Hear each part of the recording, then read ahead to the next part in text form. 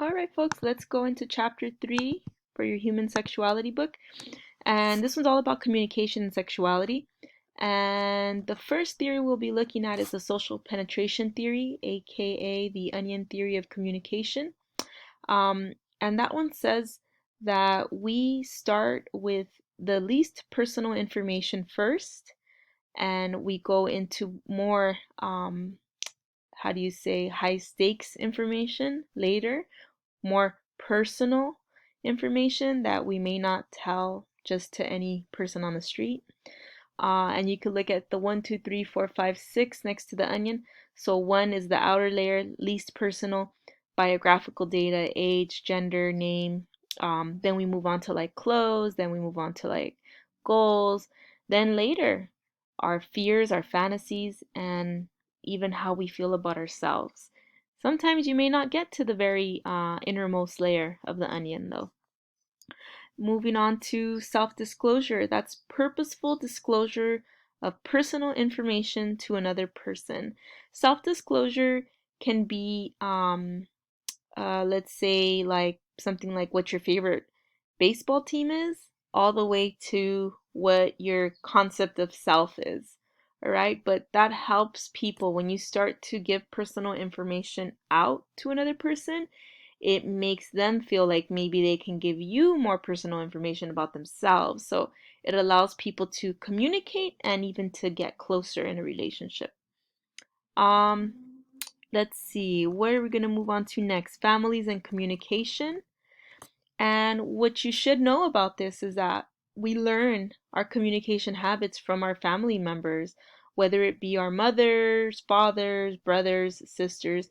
We learn it from them first and foremost. Later on, we get influenced by other people like friends or romantic partners, but these are really the people that are laying the groundwork, the foundation for how we communicate, and also how we deal with issues in a relationship and how we communicate about those issues.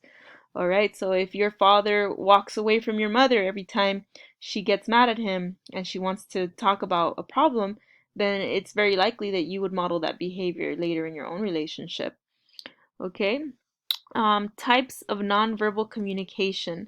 So there we have some types, some examples. I'm not going to go over them because I'm pretty sure you remember, how I broke down each of these. Let's move on to the next one. How does the body, let's see, how does the body image affect communication? Here's nonverbal, by the way, nonverbal communication. So you could have some tips for nonverbal communication here. Here are some tips for nonverbal communication. And then let's move on to listening strategies as well. These are like active listening strategies for nonverbal communication that assures your partner you are attentive. One of the things that you want to do is, for example, make eye contact, nod your head when to let them know that you're listening, face them, face the direction that they're speaking in, don't face away from them. So those are some active listening tips. Tips for healthy communication. Let's see, right? So here we have some tips for healthy communication. So like having the ability to talk about your feelings, um, being able to feel like you're being listened and respected, uh, having disagreements, but then still being able to respect one another. Okay, so those are some healthy tips. There's some abusive right here, stuff that you want to stay away from. Right here, we also have finding the right time to talk to your partner, talking face to face, not attacking your partner, being honest with them, using the 48-hour rule. And then we have non-defensive listening. So without being defensive, focus your attention on your partner's concerns. So don't interrupt them while they're speaking. Just give them your undivided attention. Nod, give them eye contact, lean in, face them when you're hearing them talk, and then when they're done, you can respond.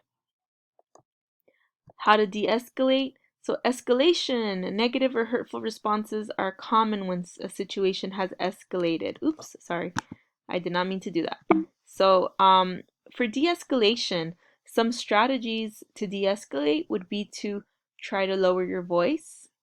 Another thing you can do is to try to touch the other person in a non-threatening way, okay? Like maybe put your hand on top of their hand to try to de-escalate. You don't ever want to tell somebody to calm down. Like, just calm down, right? That's not a proper way to de-escalate. Um, or, you could just try like saying, maybe we should talk about it later when we're both, cooled off a little. Okay? So those are some tips. Okay, class, now we'll be getting into the second half of the review. We've already gone over chapter 3, so let's go into chapter 4. All right, so chapter 4, let's look at sex, gender roles, and development and gender identity. So sex is defined as biological differences between males and females, but remember that they occur at the cellular level, at the hormonal level, and at the anatomical level. So cellular, you have like chromosomes, XX, XY. You have hormones like estrogen or androgen, and they're all shown in the chart below. And anatomical differences like ovaries versus testicles.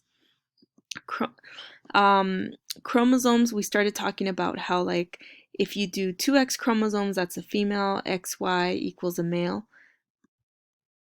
And that we have 46 chromosomes total. We get 23 from our mother, 23 from our father. And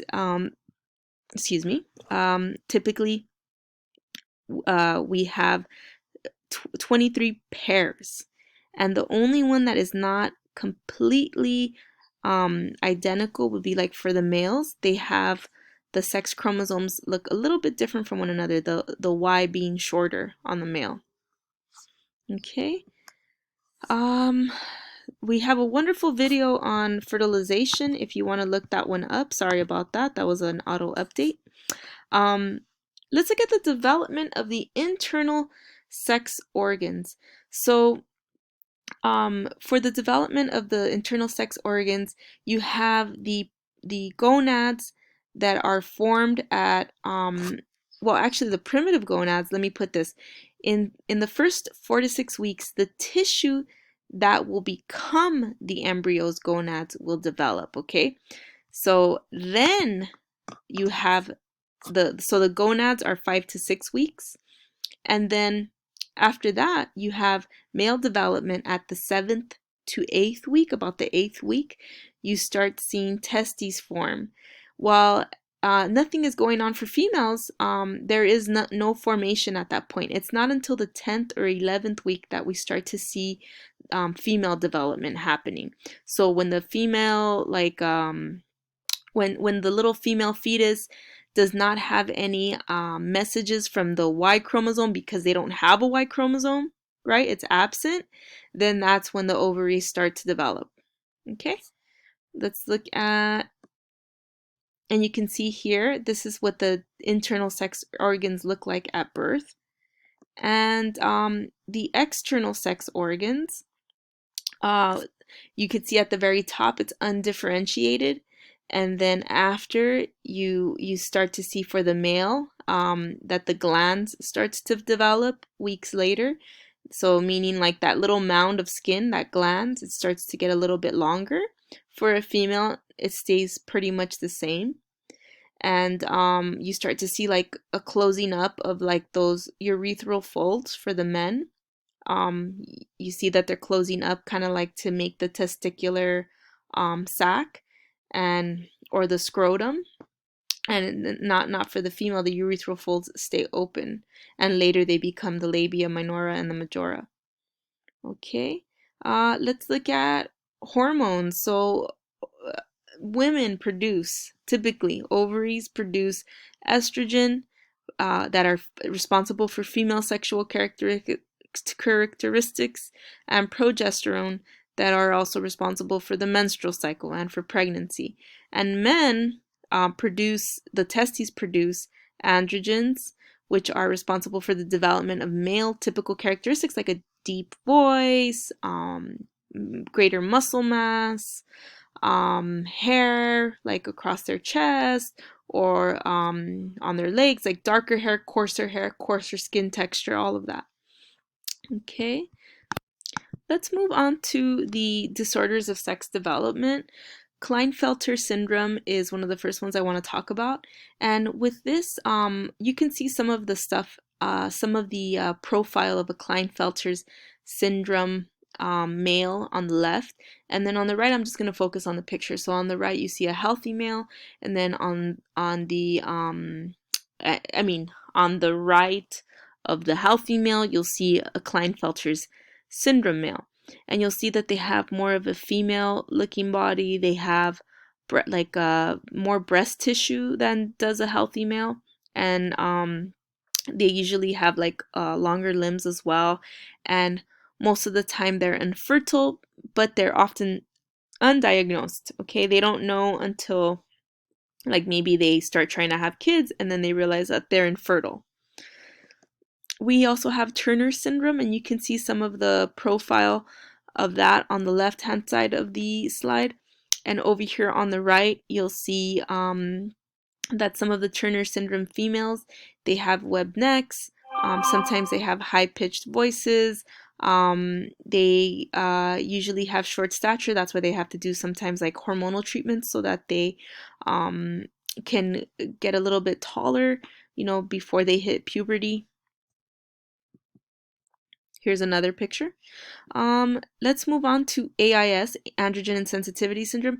And somebody with this this syndrome is an XY male. They're born a male, but because they're insensitive to androgen, which is the hormone responsible for making it so that the testes form and so that the external male genitalia forms, since they're insensitive to that, that never forms. So then when they come out looking like a female. So the doctor says they're a girl, and they're raised that way until puberty hits and they don't get a menstruation, and then they realize, oh gee, my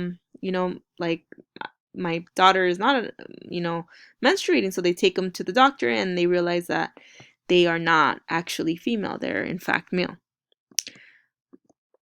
Let's look at gender. Gender refers to behavioral, psychological, and social characteristics of men and women, and there are roles associated with being a man or a female. There are certain jobs that are associated. Some of the things that I can think of, jobs, would be an elementary school teacher would be female versus let's say a garbage collector would be male. Okay, so those are some of the roles that might be seen among different, genders. Let's look at the gender spectrum. This is the continuum of possibilities of biological gender, gender identity, gender expression, and sexual orientation. And I think I gave you this genderbread in class where I showed you how each of those were something different. You have your identity, then you have your attraction, then you have your expression, then you have your sexuality. Okay, so then let's move on to gender non-conforming. So if someone is said to be gender non-conforming, they are behaving and appearing in ways that are considered atypical for one's gender. So it's not considered to be associated with femininity or associated with masculinity. So they might be displaying masculine behavior even though they look feminine. Let's go on to gender neutral pronouns. So here we have gender neutral pronouns, and these have been introduced into our language as a way to be able to talk to others without assuming their gender, and to talk to others who do not identify as either a man or a woman. And it's they, them, their. Those are the gender neutral pronouns. We also have transsexuals, who are known as a person who identifies with a gender other than the one that they were given at birth. They use hormones or surgery to change their external appearance.